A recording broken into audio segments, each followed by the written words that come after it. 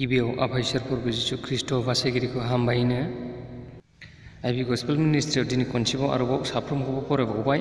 लोगोसे आइबि गस्पेल मिनिस्ट्रिनिफ्राय नोंथांमोन साफ्रोमनिसिमबो गाहाम हामलायनाय जासिहरबावनाय जाबाय फोरबो जिसु ख्रीष्टनि मुङै। आसा खालामो नोंथांमोना बयबो इसोरनि अननायाव मोजाङैनो दङ। आंबो दिनै मोजाङैनो दङ। जों बेबायदिनो इसोरनि अननायाव मोजाङै थाबाय थानो हाथों आरो जों फोरबो जिसु ख्रीष्ट बासायगिरिखौ बाख्नायबाय थानो हाथों। लास्ट भिडिअ'आव जोङो मसिनो होनाय आयेननि सोमोन्दै एसे सावरायदोंमोन।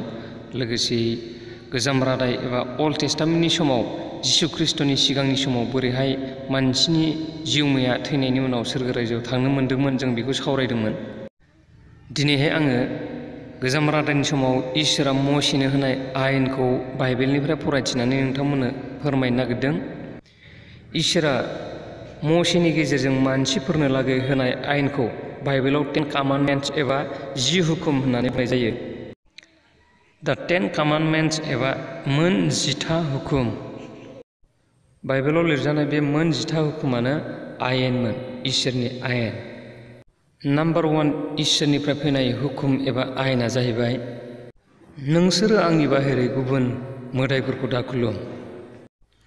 बेखौ गोथार बाइबेलनि ओंखारलांनाय बिजाबाव 20 सिरियाव रोखा मोननो हायो। सोरजिगिरि इसोरनि अनगायै गुबुन मोदायफोरखौ खुलुमनो बेवहाय रोखायै बादा होदों।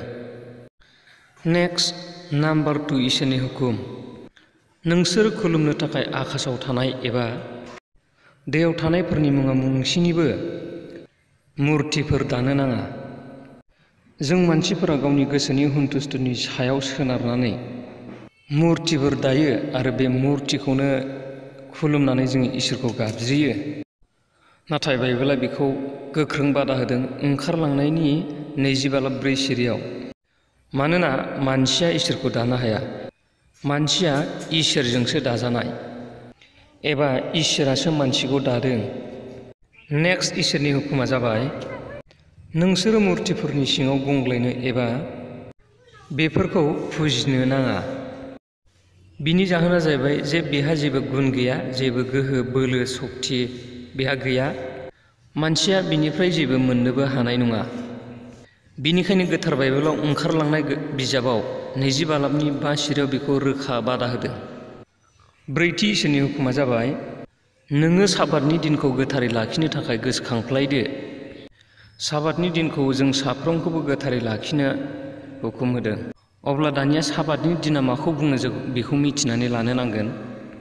गोथार बाइबेलाव जागायजेननाय बिजाबाव नायब्लाथाय जोङो मोननो हायो, सप्तासेयाव 7 दिन थायो आरो 7 दिननि 6 दिनखौ इसोरा खामानि मावदोंमोन आरो अखानायै 7नि दिन जानाय लोगो लोगो बियो बे 7नि दिनखौ जिरायदोंमोन आरो बियो बे दिनखौ गोथार सान खालामदोंमोन, जायखौ इंराजियाव हलिडे होननानै बुंनाय जायो।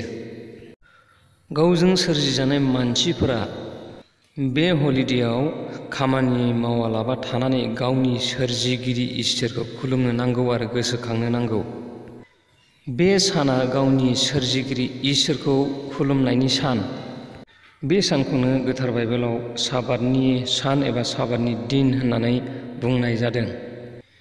इसोरनि खामानि मावनानै जिरायनायनिफ्राय लानानैनो आरो इसोरनि हुकुम बादियैनो सारा मुलुगनि मानसिफोरा रबिबार सानखौ साबातनि दिन हिसाबै मानिनाय जायो आरो बे दिनाव बयबो जिरायनानै इसोरखौ खुलुमो आरो सिबियो।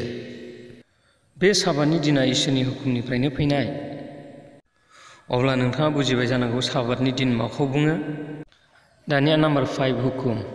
नाम्बार 5 हुकुमा जाबाय, गावनि बिमा बिफानो मान हो। नाम्बार 6 हुकुमा जाबाय, मानसि दासिथार। नाम्बार 6 हुकुमखौ नायोब्ला मानसिया मानसि सिथारनायनि जेबो राइट एबा मोनथाय गैया। मानोना मानसिया मानसिखौ क्रियेट खालामनो सोरजिनो हाया। एकमात्र इसोरासो मानसिखौ सोरजिनाय, मानसिखौ दानाय आरो बे मानसिनियाव इसोरनि होनाय हां दं। इसोरनि दानाय, इसोरनि होनायखौ मानसिया नस्थ' खालामनायनि जेबो मोनथाय गैया, राइट्स गैया। नाम्बार 7 हुकुमा जाहैबाय, जिनाहारि दाखालाम। नाम्बार 8 हुकुमा जाहैबाय, सिखाव दाखाव। नाम्बार 9 हुकुमा जाहैबाय, नंखाय साखि दागसं। नंखाय साखि गसंनायनि सोमोन्दै आं सिगांफोरनि भिडिअ'आव आङो एक्सप्लेन खालामनानै होबोखांबाय। सिगांनि भिडिअफोरखौ जायफ्रा नायबोबाय थादों बिथांमोना निस्सय नुखादों होननानै आं सान्दों। नोंथांमोना 5निफ्राय 9सिम हुकुमखौ खेबसेयावनो नुबाय। बेखौ गोथार बाइबेलनिनो ओंखारलांनायनि 20 बालाबनि 12, 13, 14, 15, 16 सिरियाव नायब्लाथाय रोखायै मोननो हायो। अब्ला दानिया फैबावदो इसोरा मसेनो लागै होनाय मानसिफोरनि थाखाय होनाय 10थि हुकुमाव। 10थि हुकुम हिसाबै लिरनाय दङ गुबुननिखौ दालुबै। बेखौ गोथार बाइबेलनि ओंखारलांनाय बिजाबनि 20 बालाब 17 सिरियाव नायब्लाथाय रोखायै मोननो हायो। दिनैनि भिडिअखौ आं बेखिनियावनो फोजोबनो लाबाय।